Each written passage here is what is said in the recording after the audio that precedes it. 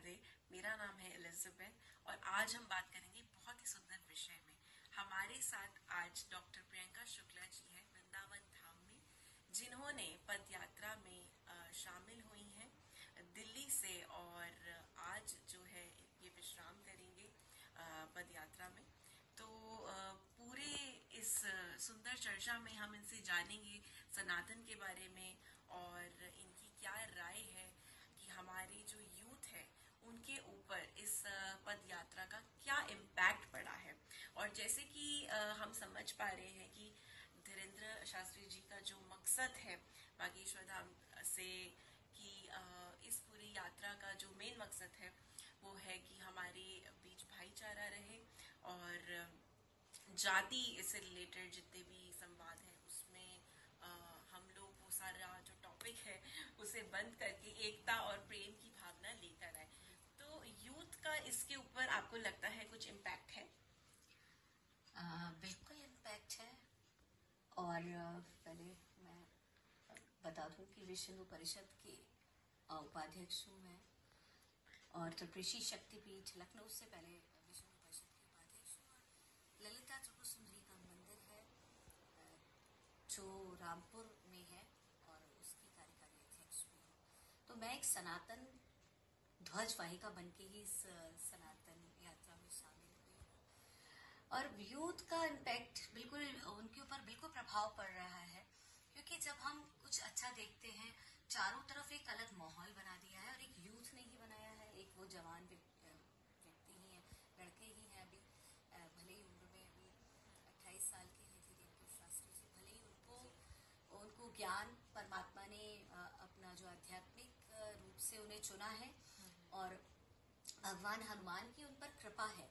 तो मुझे ऐसा लगता है कि अगर यूथ को ये समझ में आ जाए कि कवन सुकाज कठिन जग माही जो नहीं होए तात तुम पाही, तो मुझे लगता है कि हमारे जो भी सनातनी बच्चे हैं उनको कोई भी जीवन जीने में, जीवन को सुचारू रूप से जीने में और एक अच्छा सुदृढ़ जीवन जीने में परेशानी नहीं होगी।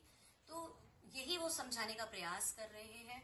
और इस यात्रा में यूथ भी ऐसा नहीं है शामिल है, क्योंकि ये यात्रा आज के लिए नहीं है, आज की आने वाली पीढ़ियों को सोचकर भी इस यात्रा की योजना रखी गई, ताकि लोग जो सनातन धर्म और सनातन पद्धति और परंपरा का जो हमारी ह्रास हो रहा है ऐसा, वो उसकी कहीं ना कहीं पूर्ति के लिए ये यात्रा को जो है किया जा रहा है, ताकि लोग अपनी परंपरा, अपनी संस्कृति, अपने इष्ट लोगों तक कनेक्ट हो सकें, अपने अंदर की ऊर्जा को पहचाने। हम सबके अंदर जो ईश्वर है उसको जागृत करके अपने देश, अपने समाज के लिए, राष्ट्र के लिए भी काम करें। और जो नशे और जो आज के यूथ जो है जिस तरीके से नशे में और ड्रग्स और इन सब चीजों में जा रहे हैं, वो इन सब चीजों से रोके, क्योंकि ये सब एक बहुत बड़ा षड्यंत्र है हमारे बच्चों को, हमारे आने वाली पीढ़ियों को बर्बाद करने का। तो जब तक इस तरीके की यात्राओं से बस ये जरूर संदेश आता है, ये देखने का प्रयास है कि कितने लोग जुड़ रहे हैं। मुझे इतना अच्छा लग रहा है क्योंकि मैं पहले दिन से हूँ, लाखों लोग, और मैं इसमें देख रही हूँ, दिल्ली में भी थी मैं, लाखों लोग जो है आए हैं, विदेशी कुछ मीडिया वाले भी आए हैं, अमेरिका से भी कुछ जो है प्रेस के लोग आए हुए हैं यहाँ पर ये देखने के लिए कि ये भीड़ इकट्ठा क्यों हो रही है। तो मुझे बड़ा अच्छा ये लगा कि लोग आ रहे हैं घर से निकल के। हाँ, थोड़ा सा संकोच है, थोड़े जो हाई क्लास जेंट्री है वो थोड़ा संकोच कर रही है, लेकिन मुझे लगता है उन्हें भी आना चाहिए और यात्रा में अपना पूर्ण योगदान देना चाहिए। जी, तो जैसा कि आपने बताया, बहुत सुंदर बात है ये। धीरेन्द्र शास्त्री जी जैसे हम देख पा रहे हैं बहुत संघर्ष कर रहे हैं किस चीज के लिए, सिर्फ इसीलिए कि हमारे राष्ट्र में एकता बनी रहे और सनातन धर्म सदैव चलता रहे इसी तरीके से। और मैं ये भी देख पा रही हूँ कि जो इसका मकसद है यमुना नदी की सफाई, यमुना हमारी महारानी है, और ब्रज क्षेत्र की सुरक्षा और सफाई।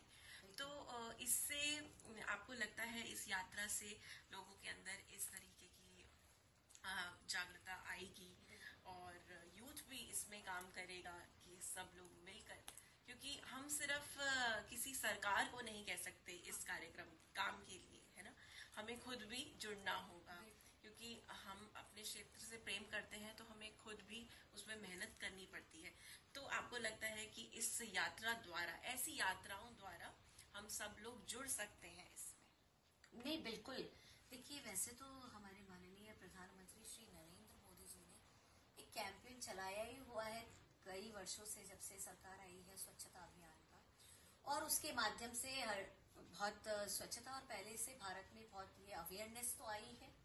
और वो जागृति, मेरे ख्याल से जब कोई एक व्यक्ति उठ करके कुछ बिगुल बजाता है तो ऐसा नहीं है, लाखों लोग उसके पीछे जाते हैं।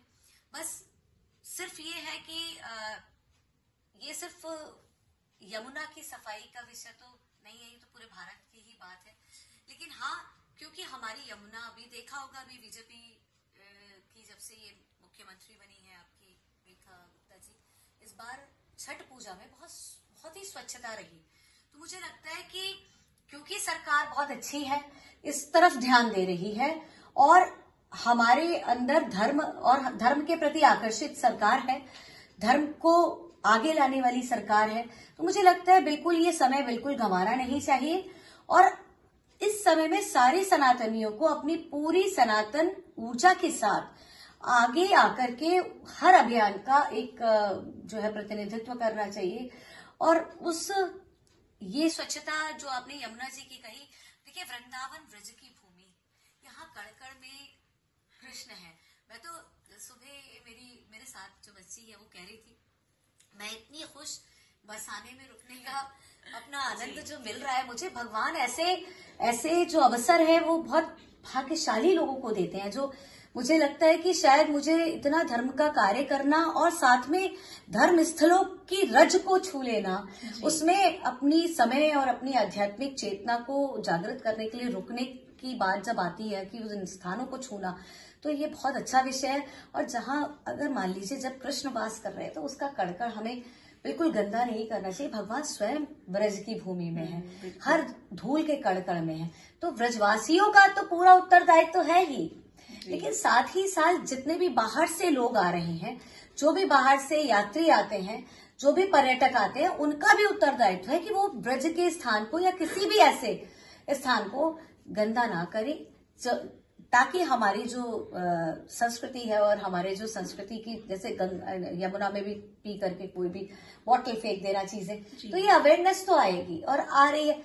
सीख रहे हैं बाबा, जितने भी धर्म के हैं वो भी सीख रहे हैं, और अभी सरकार भी सीख रही है। तो मुझे लगता है कि इस वक्त कुछ चीजों में आई है, और लोगों ने अपने आप भी सफाई में करते हुए देख रही थी कि लोग चलते चलते यात्रा में भी सफाई कर रहे थे, तो ये एक अच्छी बात है जी। तो मुझे लगता है कि जो ये हमारी धरती है, ये संतों की भूमि है, देव भूमि है, और ब्रज तो है ही, राधा रानी